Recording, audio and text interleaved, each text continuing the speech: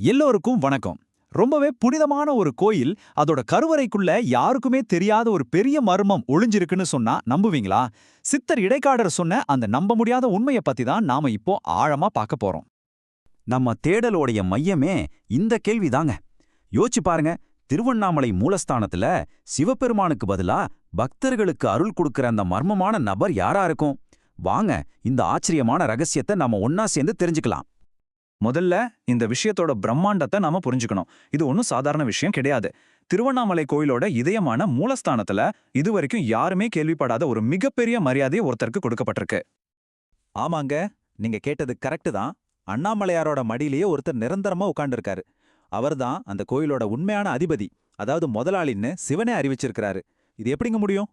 யார் அந்த நபர்? இந்த கதையோட ஹீரோ ஒரு முனிவரோ ரிஷியோ கிடையாது.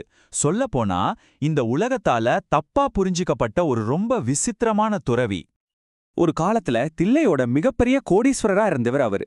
ஆனா ஒரு நாள் தன்னோட சொத்து எல்லாமே தில்லை நடராஜருக்கு தான் சொல்லிட்டு எல்லாத்தையும் விட்டுட்டு திருவண்ணாமலைக்கு வந்துட்டாரு. இங்க ஈசானியலிங்கம் பக்கத்துல உட்காந்து வர்றவங்கள போறவங்கள எல்லாம் அமைதியா பார்த்துட்டே இருப்பாரு. அவர் வாயிலிருந்து நமசிவாயவோ அருணாச்சலாவோ வராது. ஏதேதோ தனக்குள்ளே பிதற்றிக்கிட்டே இருப்பாரு.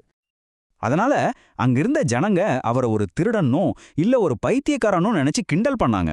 பாருங்க உலகம் எப்படி இருக்குன்னு.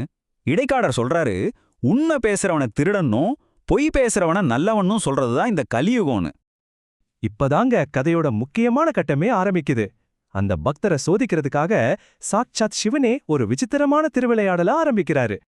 சிவனே ஒரு சாதாரண மனுஷன் மாதிரி வந்து வேணுனே அந்த பக்தரோட காலை மிதிக்கிறாரு. அவர் தூங்கும்போது அவர் வயித்து மேல ஏறி மிதிக்கிறாரு. இதுக்கெல்லாம் அசராத அந்த பக்தர் சிவன் மறுபடியும் வந்தப்போ கையில இருந்த ஒரு கொம்பால ஓங்கி அடிச்சிட்டாரு. ஒவ்வொரு தடவையும் அந்த பக்தர் சிவனை பார்த்து, கண்ணு தெரியாதவனே, முட்டாளே, உனக்கு அடிவே இல்லையா அப்படின்னு திட்டுறாரு. என்னது, கடவுளையே இப்படி திட்டுறாரா நமக்கு தோணலாம். ஆனா இந்த பசவுகளுக்கு பின்னால ஒரு ஆழமான ரகசியம் இருக்கு. இந்த திட்டையெல்லாம் கேட்ட சிவனோ கோபப்படல. அதுக்கு பதிலா அழகா சிரிக்கிறாரு. ஆனா கைலாயத்திலிருந்து இத பார்த்துட்டு இருந்த பார்வதி தேவிக்கு கோபம் தலைக்கேறிடுச்சு. தன்னோட கணவரை ஒரு சாதாரண மனுஷன் திட்டுறத பொறுக்க முடியாம பூமிக்கே வந்துட்டாங்க. பார்வதி தேவி கிட்ட சிவன் சொன்ன அந்த பதில்தான் இந்த கதையோட திறவுகோலே. அவன்கிட்ட எந்த ஆசையும் இல்ல. அதனாலதான் அவன் என்ன என் உண்மையான ரூபத்துல பாக்குறான். ஆசை இல்லாத ஏன் பக்தன் திட்டினா கூட அதை நான் அன்பா ஏத்துக்குவேன்னு சொல்றாரு. இங்கேதாங்க ரகசியமே இருக்கு. ஆசை இல்லாததுதான் உண்மையான பார்வைக்கு அடிப்படை.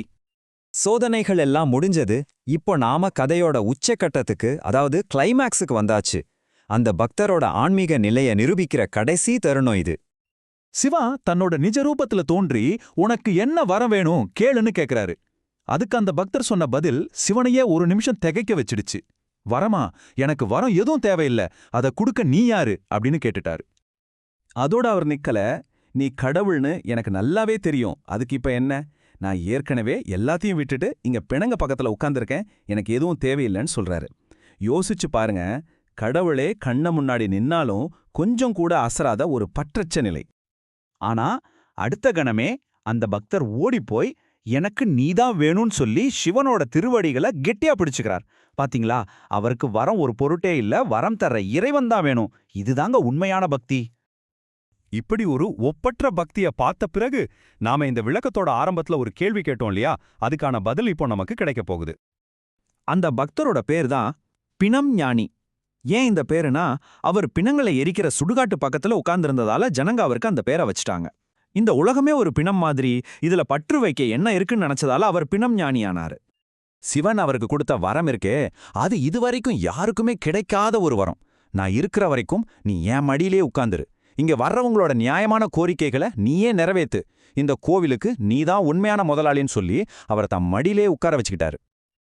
சரி, இதெல்லாம் ஏதோ ஒரு காலத்துல நடந்த கதை தானேன்னு நீங்க நினைக்கலாம். ஆனா அங்கதாங்க ஒரு ட்விஸ்ட் இருக்கு.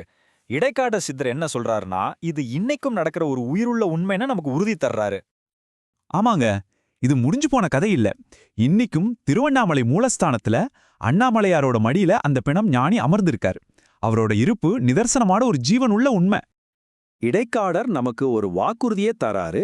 பிணம் ஞானி அங்கே வர்றவங்களோட நியாயமான வேண்டுதல்களை இன்னைக்கும் நிறைவேற்றுகிறார்.